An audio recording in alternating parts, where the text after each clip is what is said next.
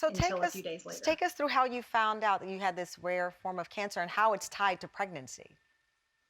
So I found out I was pregnant through a pregnancy test that you just take at home.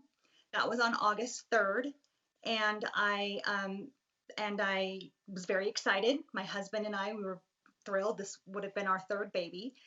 Went to an ultrasound 4 weeks later to see the baby, and when we got the ultrasound up on the screen, it was just an empty sac. So there was a placenta, but there was nothing in there.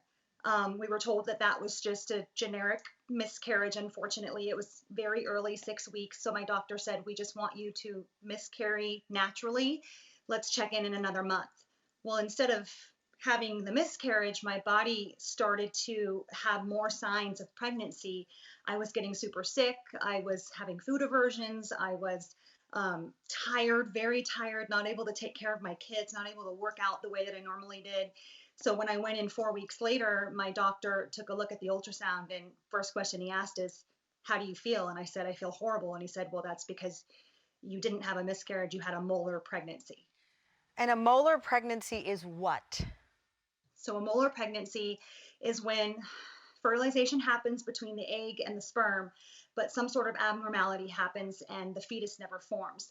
But instead of just miscarrying that baby naturally, the body continues to mimic a pregnancy because the placenta continues to grow inside of the uterus, and it starts to reproduce very invasive tissue.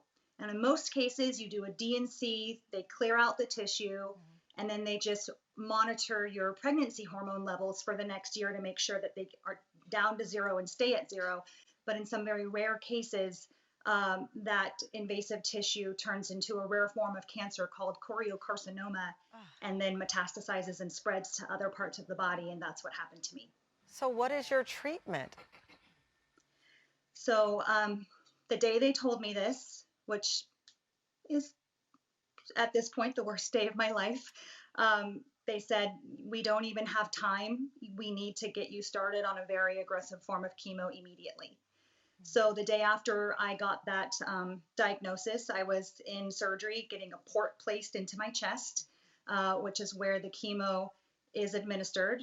And that's what we're looking at here. That first day of chemo was very hard for me. It was a very emotional day. The day after I got the port placed in, I ended up in the hospital because this condition unfortunately causes a lot of excessive bleeding, and I started to lose too much blood and had to have several blood transfusions. I was in the hospital twice within a week. I had 6 units of blood total put back into my body from the blood loss caused by the molar pregnancy. I had another D&C to slow down the bleeding so that I could continue to receive chemo treatments, because your blood hemoglobin levels have to be at a certain level in order to have chemo. What's been the response, Michelle, as you've educated all of us on something? I think, and there are a lot of moms in here, people who've had children, didn't even know this existed.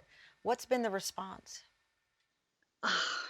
It has been unbelievable. I am really overwhelmed and totally floored by how many people have reached out to me to tell me that they also had a molar pregnancy, or also had a molar pregnancy that turned into choriocarcinoma. Not all of it does turn into that rare cancer, but in the rare cases that do, there are so many out there. They say this is 1 in every 1,000 pregnancy, and they say that's rare, but to me that's not that rare. And I've really noticed how many people have been affected by this. I mean, I've been contacted by people literally from all over the world, and I think the problem is that no one ever has talked about this. Nobody knew anything about this. I had never heard of it. My mom's been a registered nurse for more than 30 years. She's never heard of it. It's just this really random, shocking thing. I mean, how can you go from being pregnant to having cancer and not know that that can happen? Well, I know that you have your husband, your 2 children, and an army of people in Las Vegas who love you and are supporting you. You have an army right here with you as well.